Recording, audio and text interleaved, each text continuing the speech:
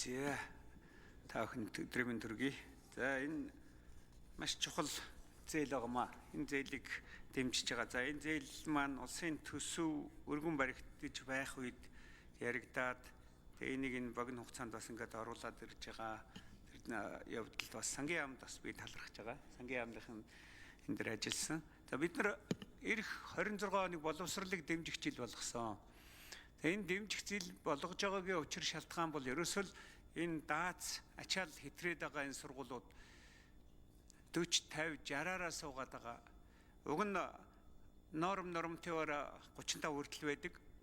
30 хүртэл байдаг. Тэгтэл энэ маань ингээд 40-т авцсан 214 мянган хүүхэд байгаа. Сургууль сурж байгаа. За энэ 214 мянган хүүхэд эрх зөрчигдөд байгаа. Чанартай боловсрол олж авах эрхэн зөрчигдөд байгаа учраас бид нар судалгаа хийгээд 108 сургууль 95 цэцэрлэгийг барих ёстой гэдэг тооцоо гаргасан. Энийг хийж чадах юм бол 2028 онд бид нар нэг бүлэгт байх хүүхдийн тоог улс даяар 40-с доош оруулнаа. 40-с доош оруулсан үед бид нар сургалтын чанар ярьж болно. За ингээд бид нар чанартай боловсрол олгож чадна гэдэг энэ үүднээс гаргасан. Тэгээ жагсаалт гаргасан 108 сургуулийн. Тэгээ 108 сургуулийн жагсаалт маань энэ яриад байгаа ээлжийн коэффициент тендертэй нь уялдуулаад нэг ангид байж байгаа хүүхдийн тоот нь уялдуулаад гаргасан. За одоо ингээд Азийн хөгжлийн банкны зээлээр 41 төсөл хөтөлбөр. За энэ дотор 32 сургууль гэдээ үзэхэд эхний 32 дотор бол ерөөсөө орон нутгийн сургууль бол 2 л байгаа юм. Өөрөөр хэлбэл дийлэнх нь Улаанбаатар хотод 90% нь Улаанбаатар хотод байна гэсэн. Тэгэхээр Улаанбаатар хотын энэ төлхөө оруулъя гэд бид хүн сая сайн зөрөг гишүүн хэллээ. За усан жамц гишүүн бас байнга ярьж байгаа. Бид нар Улаанбаатар нийслэлтэй яриад хаана аль сургуулийн хажууд ачаал нэгтээд байгаа. Тэр 14 дугаар сургууль гэхэд 6000 гарцсан. Тэнд хажууд нь 2 сургууль шинээр барьжээж бидний энэ яриад байгаа нөхцөлд орох юмаа гэд жагсаалтыг гаргаад өгсөн юм байгаа юм. Тэгээ энэ тал дээр ерөөсөө манай боловсролын яам ингээ хангалтгүй ажиллаж байна. Бид нар бол маш их олон уулзсан, нийслэлтэйгээ ярьсан. Нийслэл бол газрыг гаргая, газар чөлөөлүүлэхэд бас тодорхой төсөв тавиад ороод ирсэн байж байгаа. Тэгээ бид нар энэ дээрээсээ ингээд эренблээд гаргаад ирсэн бол энэ эренбийнхаа дагуу явах нь ерөөсөө чухал. Бид нар энэ тооцоо судалгаа эренбэндээс юм дээр явах ёстой.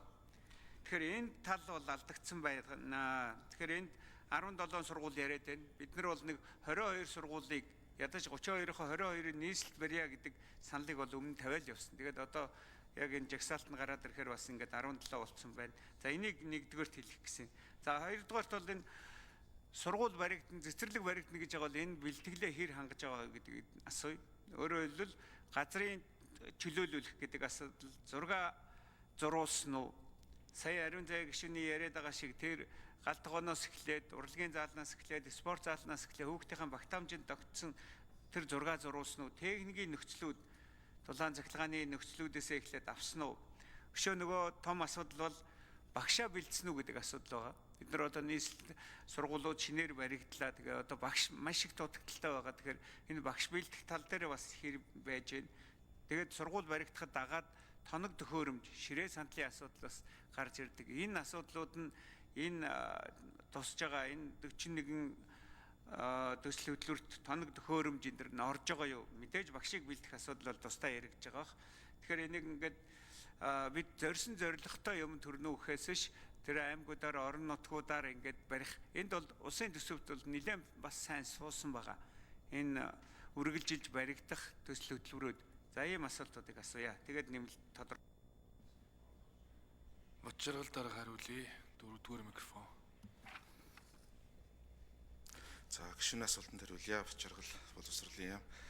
За тэгэхээр яг гишүүний хэлсэнчлэн бид бас хамтран боловсруулж хамтарч ажилласан 108 сургууль 95 цэцэрлэг төсвийн хилцүүлгийн үеэр бас зэрэгцээд энэ ерөнхий хилцээр явж явах үед бас улсын их хурлын гишүүдийн санал гараад бас энэ дээр бодиттой судалгаа хийж дахиж энэ судалгааны жагсаалтыг бас өөрчлөх, нэмэгдүүлэх шаардлагатай байна гэж үзээд biz зарим нэгэн орон нутгийн байршлууд дээр бас судалгаа хийж Азийн хөгжлийн банктай ч гэсэн хамтарч хийгдсэн байгаа. Тэгэхээр яг энэ судалгаа хийгдэхдээ бол бид өмнө нь нэг зүйлийг шалгууртаа оруулаагүй байсан нь бол энэ орон нутагт ялангуяа энэ хэдийгээр ээлжийн коэффициент нь бүлэг дүүргэлтний стандарт боломжийн түвшинд байгаа мөртлөө мэрэгжлийн байгууллагуудын дүгнэлт гараад сүүлийн одоо баригдаад 60 жил болцсон, 70 жил болцсон эрсдэл аюул учруулж болох үс ийм сургуулиуд бол олноор одоо сүүлийн жилүүдэд бий болцсон орон нутгуудад тэдгээрт одоо нэн тулгымдсан зарим сургуулиудыг бол одоо оруулсан ийм өөрчлөлтүүд бол орсон байгаа. Тэгээд энэ урьдчилсан судалгаа бол дахиад одоо үргэлжлээд ингээд хийгдээд явж байгаа. За бэлэн байдал хангах тухайд бол аль болох хүртээмжийг тоогоо нэмэгдүүлэх үүднээс бид нар бас ажлын хэсэг дээрээ бас ярилцаад улсын төсвийн хөрөнгө оруулалтаар дотор байрлах тоног төхөөрөмж, сурагчийн сандал ширээ, компьютер гэх мэт тоног төхөөрөмжийг одоо улсын төсвөөс үе шаттайгаар төслийнхөө хэрэгжилттэй уялдуулаад суурлахаар ингэж төлөвлөж байгаа.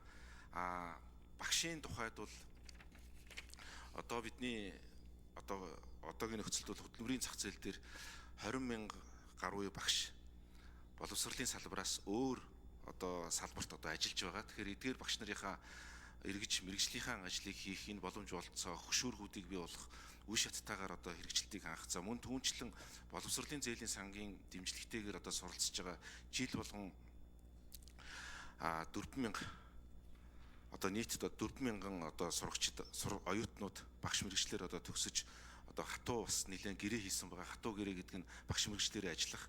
За ингээд боловсон хүчин хүний нөөцийн тухайд баригдаж байгаа шинэ сургууль цэцэрлэгийн одоо байгууламж дээр үндсэндээ 1000 сурагч тутамд одоо 81 одоо багш ажилчид албан хаагчид байх юм хувьсах зардлыг бол улсын төсөв дээр тооцож жил болгон одоо хүүхдийн тооныхоо өсөлт болон хэрэгцээ шаардлагатай уялдуулж хувьсах зардлаар дамжуулж бэлэн байдлыг бол ингэж хангаж явахаар төлөвлөж байгаа.